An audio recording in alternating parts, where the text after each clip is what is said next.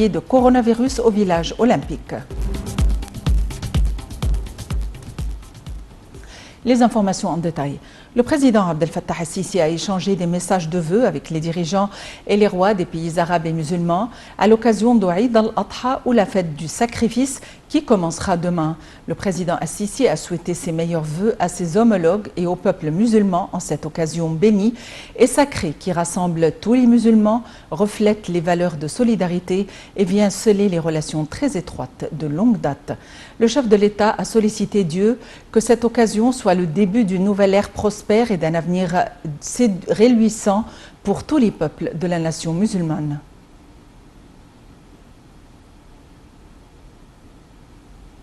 Le président Abdel Fattah el-Sisi a également envoyé un message de vœux aux Égyptiens expatriés dans les différents pays du monde, les félicitant à l'occasion de la fête du sacrifice.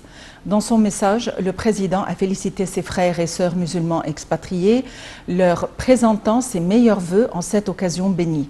Le chef de l'État leur a souhaité la réussite et a souhaité à l'Égypte plus de développement, de progrès et de prospérité. Dans le même contexte, le chef de l'État a reçu des messages de vœux de la part de hauts responsables de l'État qui ont exprimé leurs meilleurs souhaits au président, souhaitant progrès et prospérité pour l'Égypte. Par ailleurs, le chef de l'État a reçu un appel téléphonique hier du sultan d'Oman, Haytham bin Tariq, au cours duquel ils ont discuté des derniers développements de plusieurs dossiers régionaux d'intérêt commun. Au cours de l'entretien téléphonique, les deux leaders ont échangé les félicitations à l'occasion de la fête du sacrifice, Eid al-Adha. El-Sisi et bin Tariq ont affirmé qu'ils tenaient à renforcer la coopération bilatérale, notamment en matière d'économie et d'investissement. Ils ont discuté aussi des moyens d'accroître le taux d'échange commercial et de coopération. Les deux leaders se sont aussi convenus de poursuivre les concertations et la coordination en ce qui concerne les questions régionales et internationales. Quant au sultan d'Oman, il a souligné que son pays tenait à tirer profit de l'expérience pionnière de l'Égypte en matière de développement. Des pèlerins ont prié aujourd'hui sur le mont Arafat, près de la Mecque, temps fort du grand pèlerinage musulman annuel, très réduit pour la deuxième année consécutive en raison du Covid. Seuls 60 000 Saoudiens et étrangers résidant dans le royaume et vaccinés ont été autorisés à participer cette année au Hajj. Ils étaient quelques 2,5 millions en 2019. Les détails.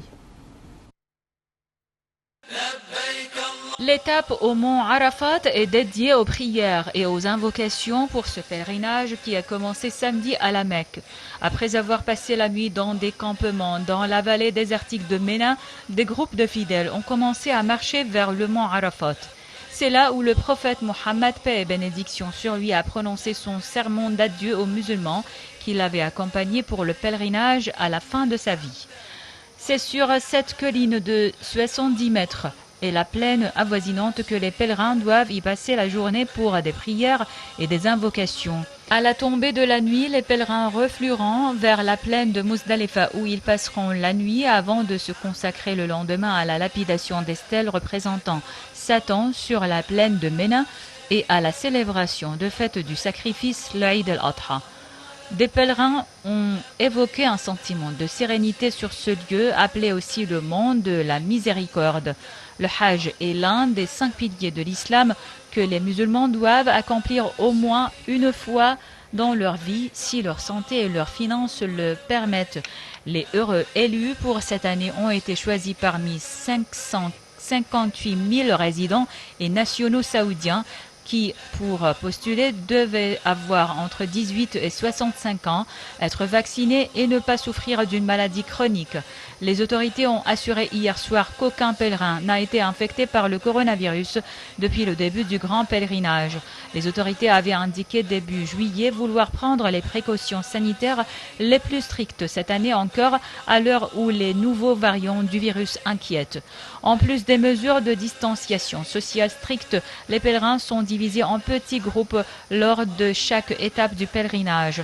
Les autorités ont aussi introduit une carte électronique du Hajj permettant un accès sans contact aux campings et hôtels pour pèlerins et au transport vers les sites religieux. Des robots ont été utilisés pour distribuer des bouteilles d'eau sacrée et les pèlerins ne sont pas autorisés à toucher la Kaaba comme c'est le cas en temps normal.